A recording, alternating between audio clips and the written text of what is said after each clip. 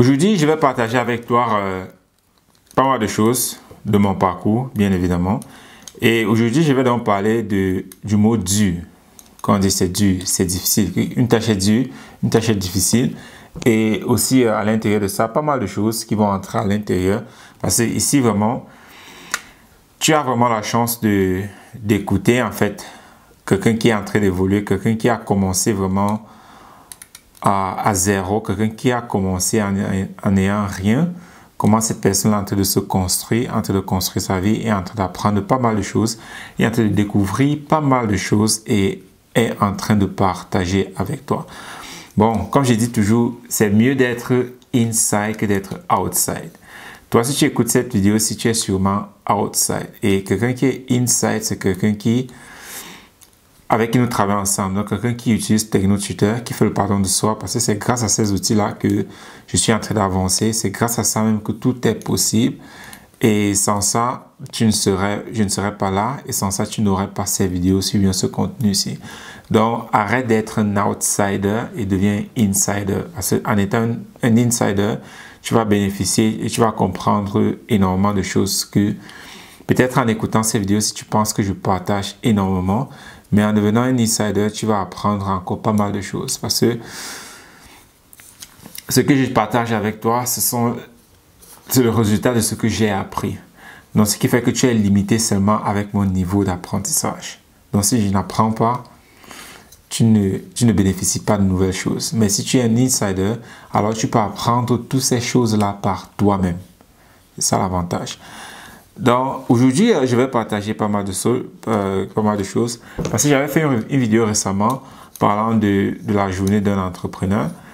Et j'ai un ami, ou bien une connaissance, qui a vraiment réagi là-dessus, qui a dit « Oh, c'est vraiment intéressant de voir cela comme ça. » Parce que très souvent, au net, la façon dont on parle toujours de l'entrepreneuriat, du succès et ainsi de suite, on parle toujours ça d'une façon glamoureuse. On embellit toujours cela. Et je vais un peu faire une petite déviation pour parler un peu du résultat de Francis Ngannou. Bon, le Camerounais, le continent, c'est encore nous, on a encore frappé fort. Et si tu as regardé ce combat-là, moi je ne l'ai pas regardé, juste regardé le highlight de comment ça s'est passé. Et c'était même très rapide, en moins de 4 minutes, le combat était terminé. Donc, je ne savais même pas qu'il y a un combat. Et c'est que j'ai vu un ami partager ça dans son statut. Et bon, c'est là que je regarde. Et puis, je découvre en fait ce qui s'est passé. Et quelque chose en fait qui m'a énormément marqué. Je ne sais pas si énormément de personnes ont pu écouter cela. Ou bien si des personnes ont pu vraiment suivre cela. Parce que c'est vraiment important. Parce que quand on regarde une personne qui est en train d'avoir ce que nous désirons. Et très souvent, même quand les personnes ont des choses que nous désirons, parce que quand vous regardez Francis Ngannou aujourd'hui, beaucoup de personnes désirent son succès, beaucoup de personnes désirent sa popularité, beaucoup de personnes désirent le fait qu'il soit aujourd'hui un personnage public, une personne vraiment connue dans le monde entier comme étant l'homme le plus fort du monde. Beaucoup de personnes envient en fait cette position-là. Mais ce que personne n'envie, c'est tout le travail et l'effort qu'il a mis derrière cela pour arriver où est-ce qu'il est aujourd'hui. Personne n'envie cela.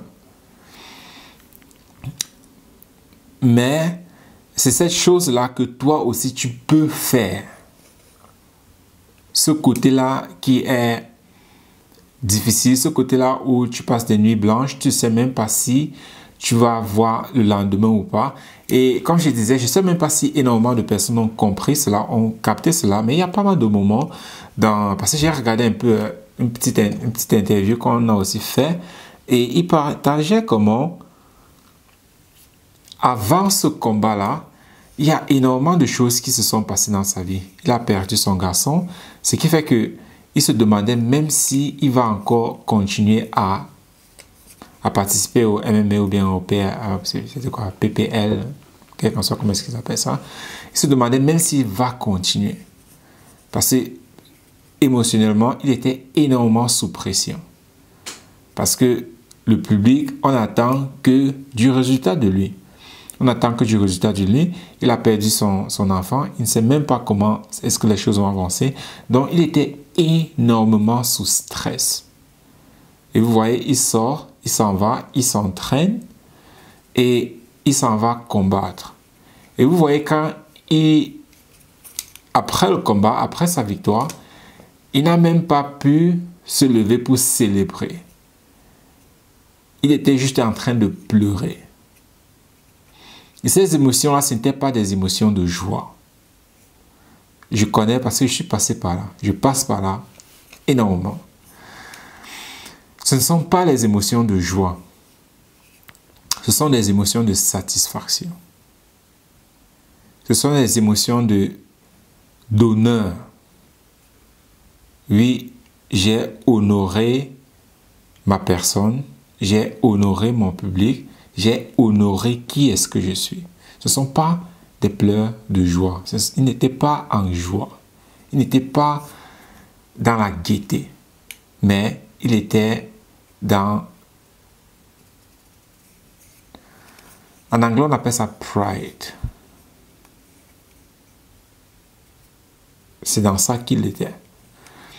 Et comme j'ai dit toujours, on pense énormément que le succès, en fait, il est...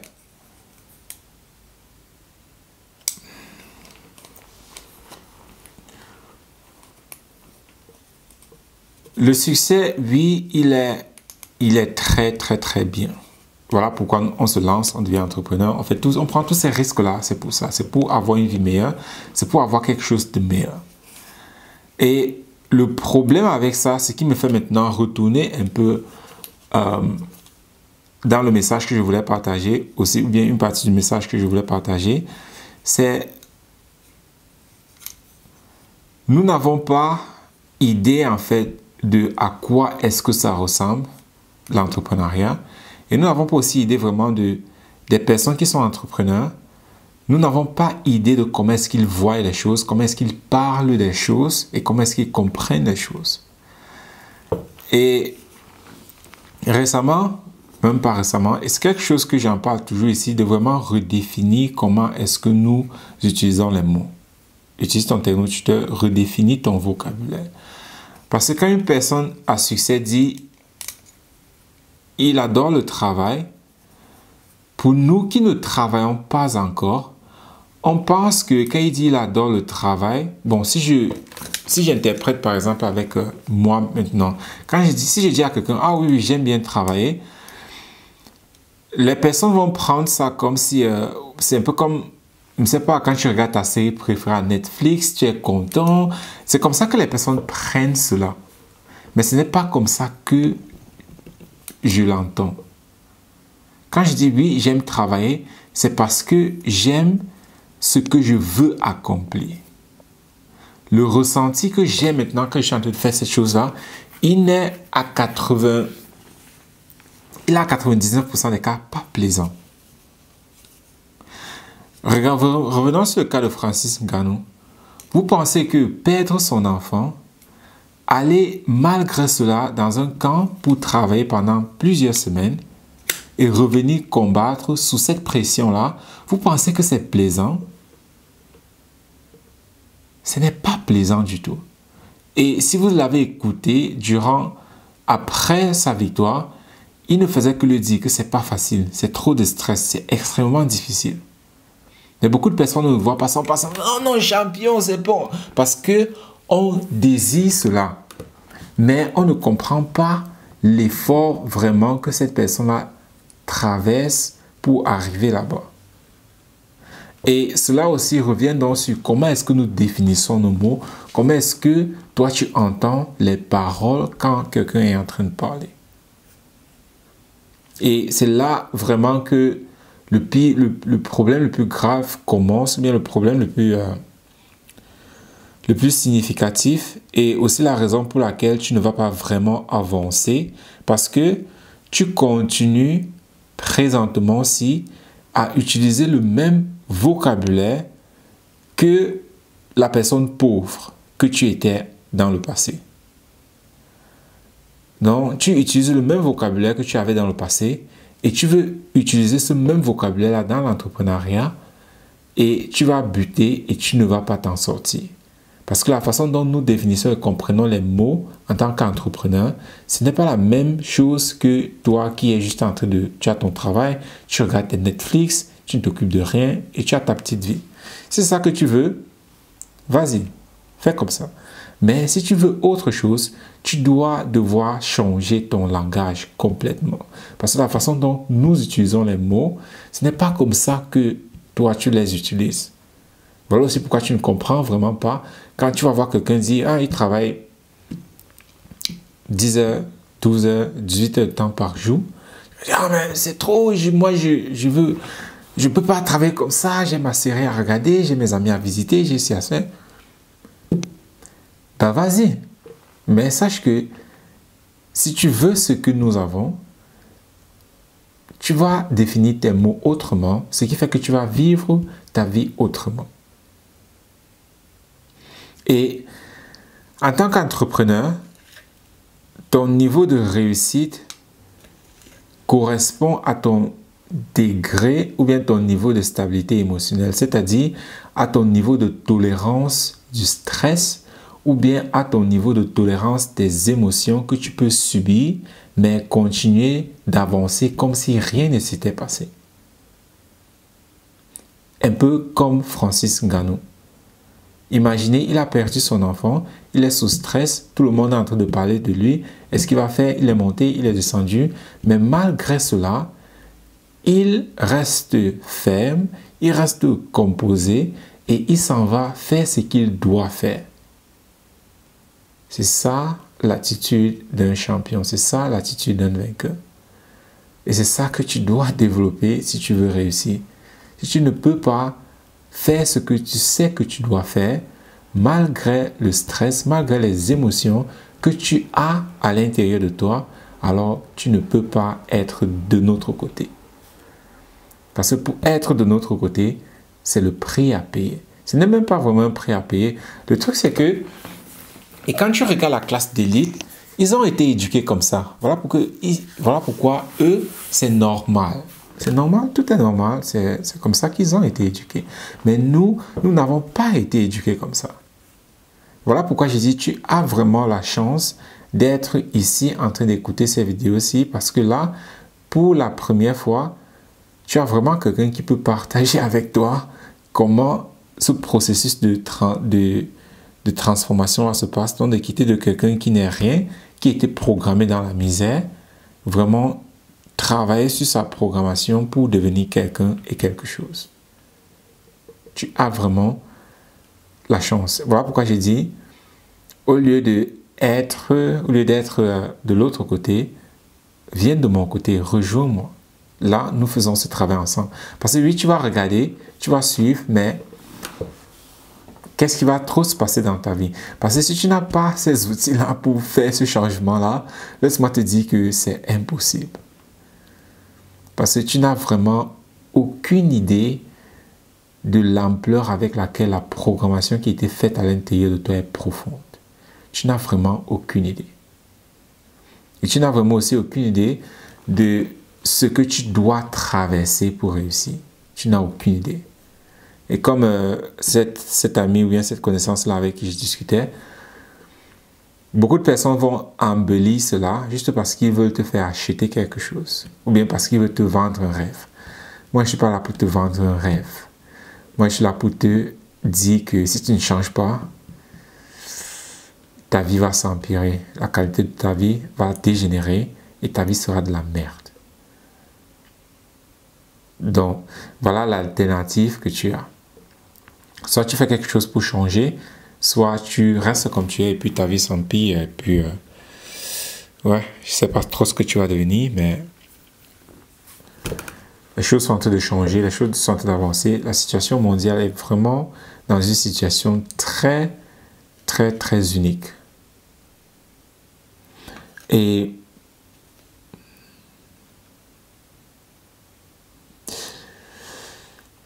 j'essaie vraiment de voir comment transmettre ce message-ci parce que quand tu n'es pas de notre côté,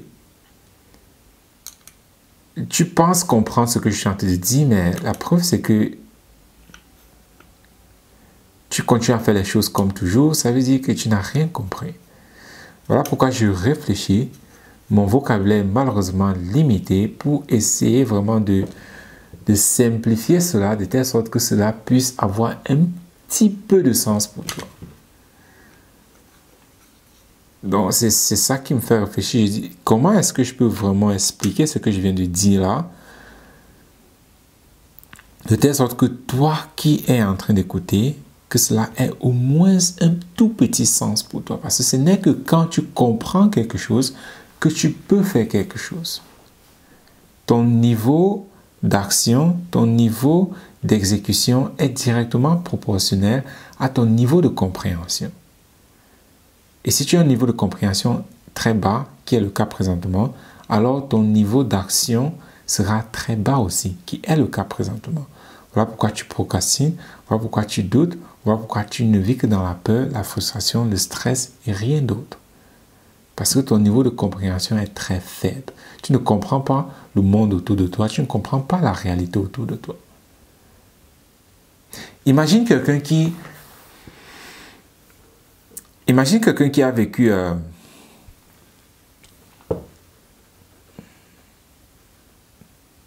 imagine quelqu'un qui a vécu toute sa vie en pensant que Disney Channel est réel. D'accord?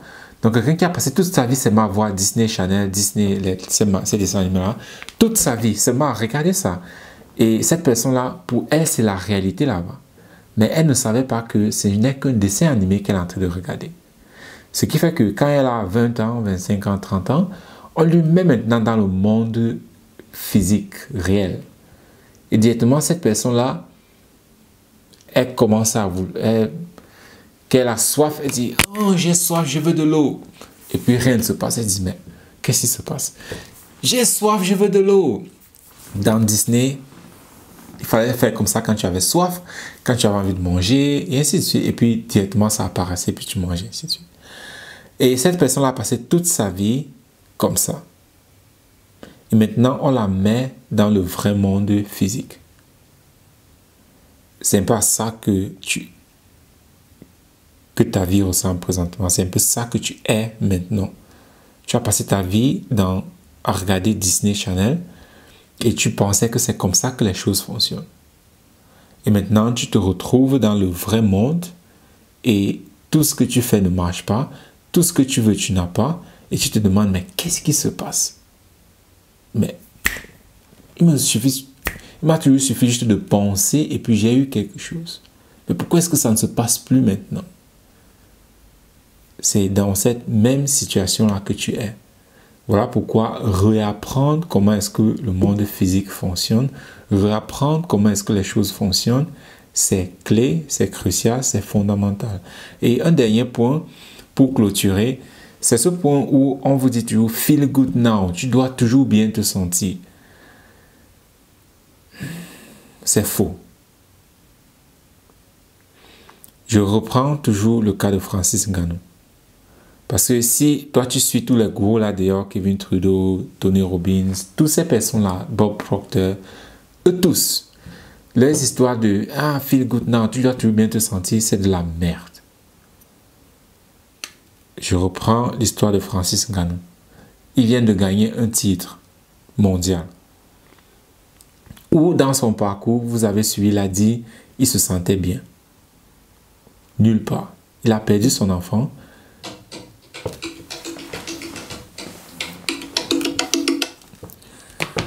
Il a perdu son enfant.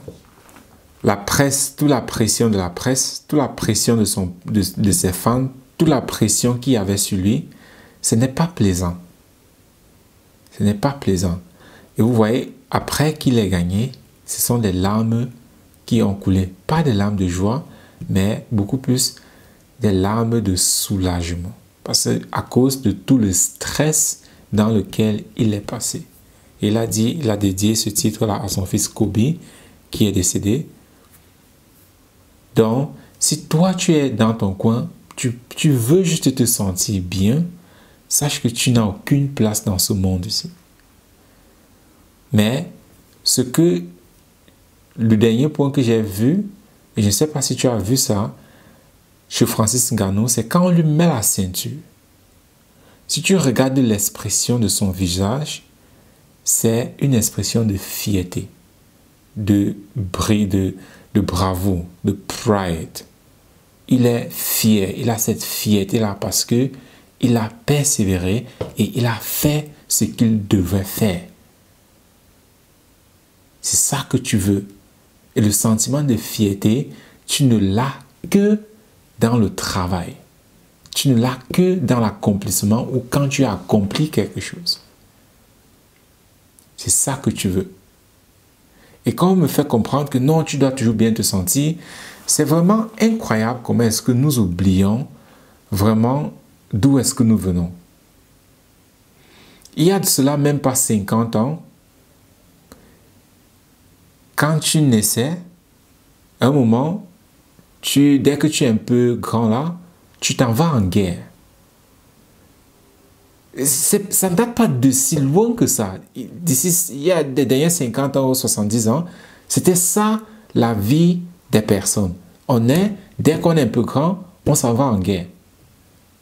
Dis-moi, des personnes qui partaient en guerre, là, tu pensais qu'ils étaient dans le feel good now? Tu pensais qu'ils étaient dans « Ah, je suis très content d'aller en guerre » ou bien ils allaient en guerre parce que c'était leur devoir de le faire.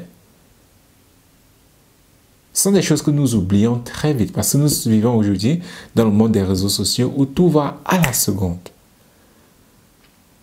Tout va à la seconde et on pense que c'est comme ça que nous avons toujours été. Non, ce n'est pas le cas. Il y a de cela 50 ans, 100 ans, ta seule vie que tu avais, c'était la guerre. Dès que tu es né, dès que tu es un peu grand, directement, on t'envoie en guerre et c'est là que... C'est ça ta vie, en fait. Mais aujourd'hui, on dit non, tu dois bien te sentir, tes émotions sont importantes. Fuck tes émotions. Fuck tes émotions.